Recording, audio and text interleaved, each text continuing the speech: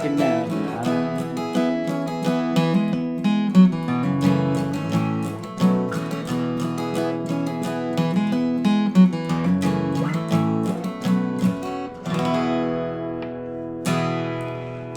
Hey friends, how's it going? This is David Potts with Song Notes, and in today's lesson I'm going to show you how to pick up your guitar and play the John Denver song, Rocky Mountain High.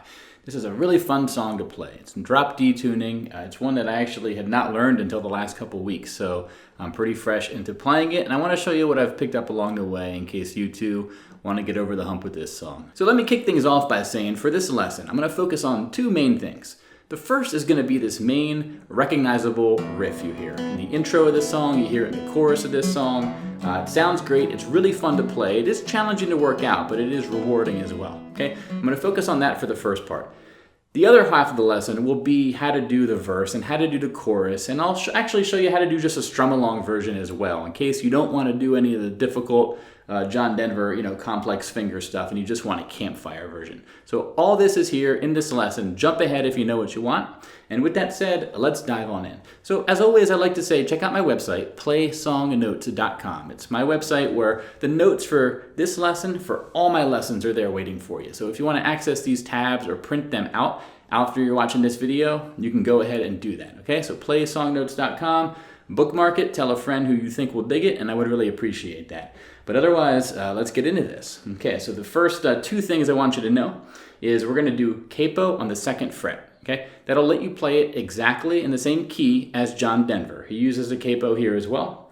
And also, we're going to be in drop D tuning, which means our thickest string, our low E string normally, is going to be tuned down one whole step. Okay, normally it would be an E, and then we'll tune it down to a D. Now with the capo on, the capo moves everything up actually, so this actually would be tuned so it is E, okay? But basically it's going to be like sounding like this with, okay?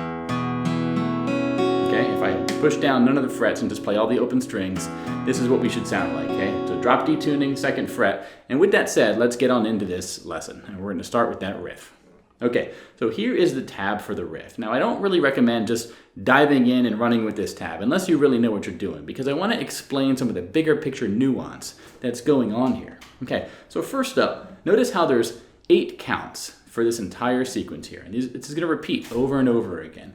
And I had the counts broken up into 16th notes, so we're going to be 1E and a 2E and a 3E and a 4E and a 1E and a 2E and a 3E and a 4E and a, okay? Now this is, I think, maybe the toughest part of this entire song is really getting this first 4 counts nice and fluid, okay? So now let's look at these first 2 phrases of this D section here, okay? This is gonna be the first phrase, and this is gonna be the second phrase. And for me, this is like the toughest part of this song, is to do this well and smoothly and with nuance. So I'm gonna spend a bit of time here, but I really wanna make sure you get this. The idea is you're going to be in this D shape for this whole time, okay? Now you're not always going to be strumming every string, but this is sort of your home base with your hand. And really the tricky part is you want your pinky to be able to play this note, okay? 4th fret, 3rd string. That's in the first phrase. And then this note, 4th fret, 4th string. Okay? And basically, you want to be able to play those notes while you're keeping the rest of your hand in a D shape, okay? If you're lifting up these to play those notes, it's actually going to work against you. So you want to be able to get your hand in that D shape, work on your sort of flexibility, but also force. You want to be able to push that pinky down forcefully.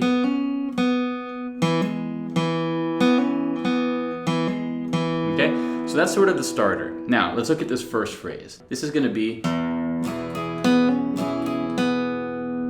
again, down, down, up, down, down, up, down, down, down, up, down, down, up, down, and one more time.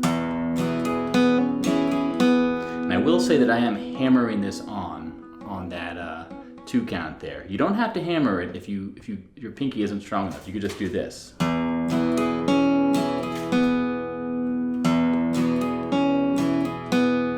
One more time. Okay, so that's that first phrase. Now the second phrase is going to be this. we're going to start in that D shape, but we're going to end with our hands off of it. Okay, so this is the first thing to get good at. Okay, we're going from the 4th string open to the 4th string 4th fret to the 3rd string 2nd fret, back to the 4th string 4th fret.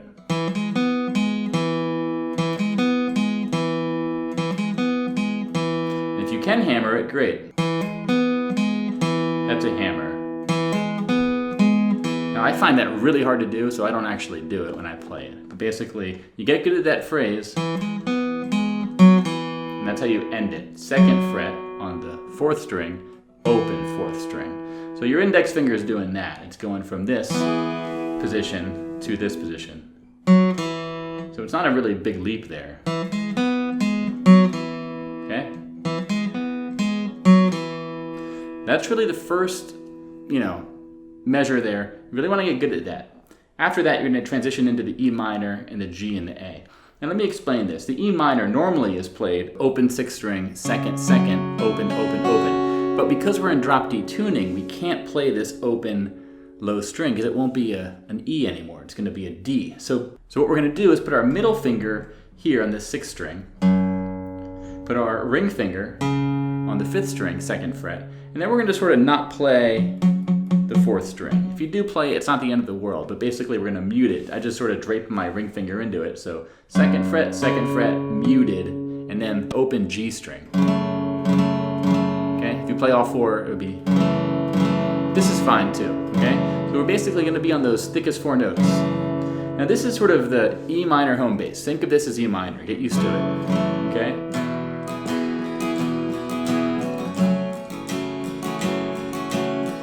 I'm just sort of going from a D to an E minor. Now I'm playing all 6 strings here, basically. The most important part is getting this middle finger in the 2nd fret of the thickest string, okay? But basically, what's going to happen is we're going to do the phrases.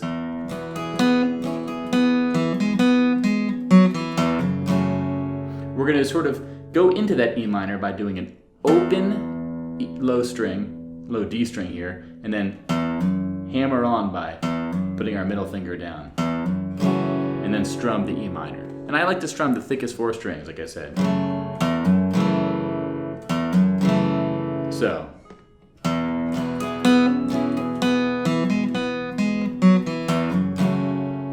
All right.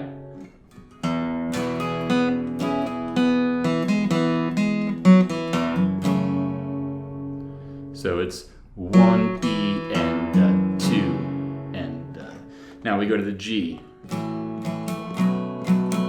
The G and the A are actually the easiest part of this. Basically, we're going to take the same E minor shape and just slide it up, all right? So 5th fret, 5th fret, mute the 4th string, and then play the 3rd string open. So that's your G, okay? And then this is your A. A is the same thing as the G, just 2 frets over. So 7th fret is your marker for the A. So down, down, up, down, down, up. Down, down, up, down, down, up. Then you go back to repeat it.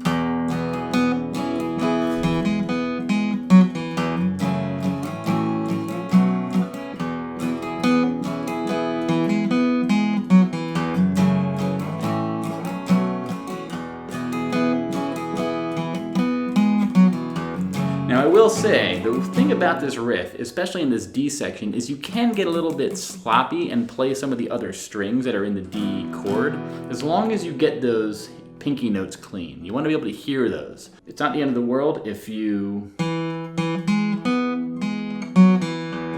want to emphasize just those melody notes, that's fine too, but you could get a bit strummy and capture everything. Listen to John Denver. He gets really nuts when he plays it and is playing all kinds of stuff because he's like a wizard. I'm not a wizard. I'm a villager peasant. But I am not a wizard, so I can't play like him. But basically, that's this first section here. One more time. It's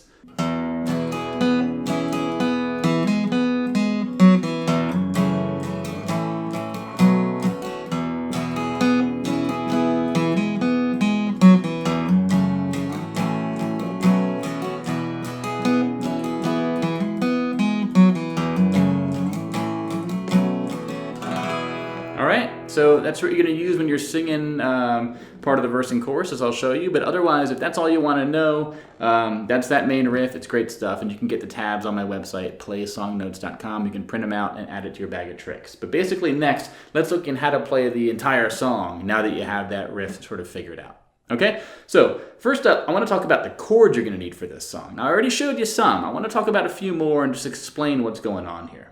So basically, again, we're in the key of D, so that's going to be our D. I showed you the E minor. You can play all 6 strings here. I kind of keep it on the thinnest 4 or 5. And again, you can mute this 4th string if you want, or you can let it play. Doesn't really matter, okay? Now for the G, it's 5th, 5th, muted, open, open, thinnest 4 or 5 strings. For the A, you can do it up here like I showed you. 7th, 7th, muted, open. Okay? Now, you also can do an A right here, a normal A that you play in standard tuning. This is what John Denver actually does during the chorus, so you might want to get good at that one too.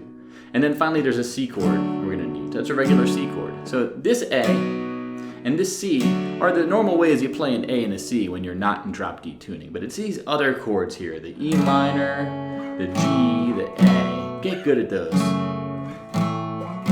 because you're going to need those throughout the song. Okay, so those are the chords we'll need. So now in the verse, right, he was born in the summer of his 27th year. It's going to start off the same way that this intro riff does.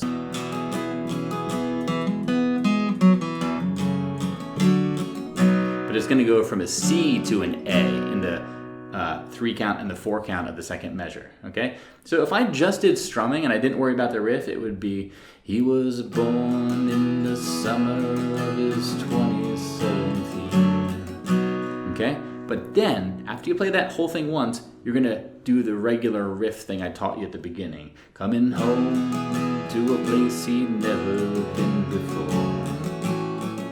If yesterday behind him, you could say he's born again. So back to the C, A, okay? So you do the D, E minor, C, A, and then you do the D, E minor, G, A. And then you repeat those 2 things again, okay? So that's what you're gonna need for this verse section. And if you just wanna strum it, you could do a down, down, up, down, down, up, down, down, up, down, down, up, down, down, up, down, down, up, down, down, up, down. Down, down, up, down, down, up, down, down, up, down, down, up, down, down, up, down, down, up, down, down, up, down, down, up, down, down, up, down, down, up, down, down.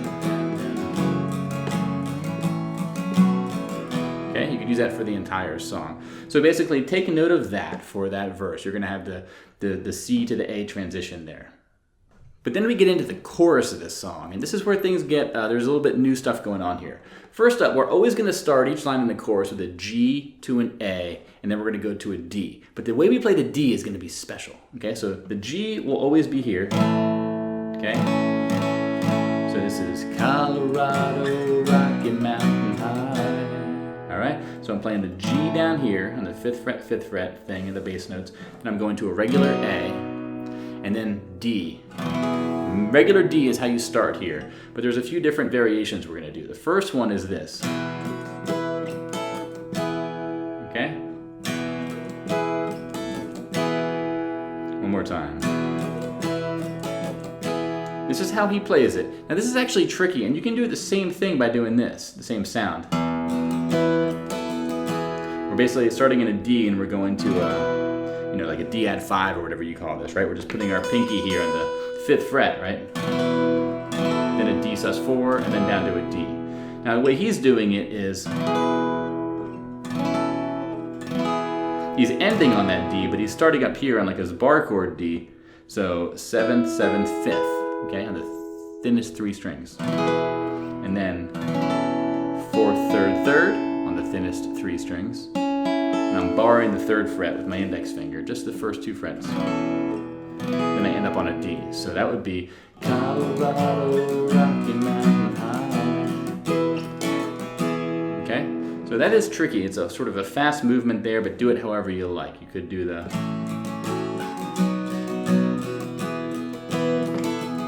Okay?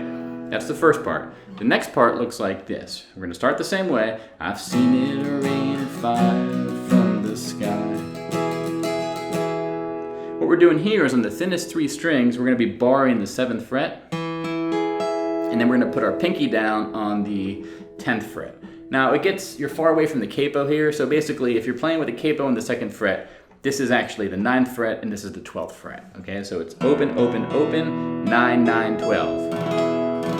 But if we're relative to the capo, this would be open, open, open, 7, 7, 10. Okay, so I've seen it rain fire from the sky. Kind of double up the strumming there a little bit, right? And now this last part. Talk to God and listen for his casual reply. Rocky Mountain High. So what's going on there? Same way to start. G to the A, and then to a D, and then we're going to sort of walk up by going to an E minor, F sharp minor, and then G, okay? Now these are weird voicings. Basically, we're only playing the thinnest 3 strings for each of these, first of all. And also what's happening is, like, for this E minor shape, think of this as just a D minor, which you probably already know, just moved up 2 frets, okay?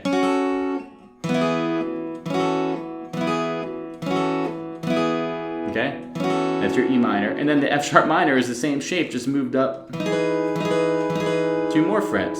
And then we're gonna end here on a D-shaped chord on the 7th and 8th and 7th fret. Okay, so this is a G, and then put our pinky down. And you can pull your pinky off too. I can't do it that effectively, but you can kind of hear that in the album. So, talk to God and listen for this casual reply. Okay, Rocky Mountain High. And then for the Rocky Mountain High part, you're just going to do the main intro riff. Rocky Mountain High, Colorado. Whenever I sing that, I mess up.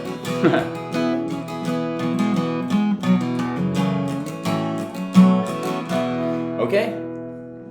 But that's all you need for the entire song. So you have that main riff, and then you just basically have the subtle variations you're going to use in the verse, and then those little chorus things where you're going to do some cool voicings on the D. But that's how you play this song. Remember, check out my website, playsongnotes.com, and you can get the tabs for this and spend your time with it and study it. This took me a long time, and I'm definitely nowhere as fluid as I'd like to be with a lot more practice. But again, while this is fresh, I wanted to get this lesson made for you. So thank you very much for watching. This has been David Potts with Song Notes. Subscribe to this channel and please send this lesson to a friend. And if you love what I'm doing here with these lessons, there's a tip jar on my website. It's hugely appreciated. It helps support me and the time I put into these lessons, and really encourages me to make more of them, which I plan on doing for a long time. So you can find the tip jar on the website. But otherwise, my friend, have a good one. Take care wherever you are, whenever you're watching this, and remember, I want you to pick up your guitar and play.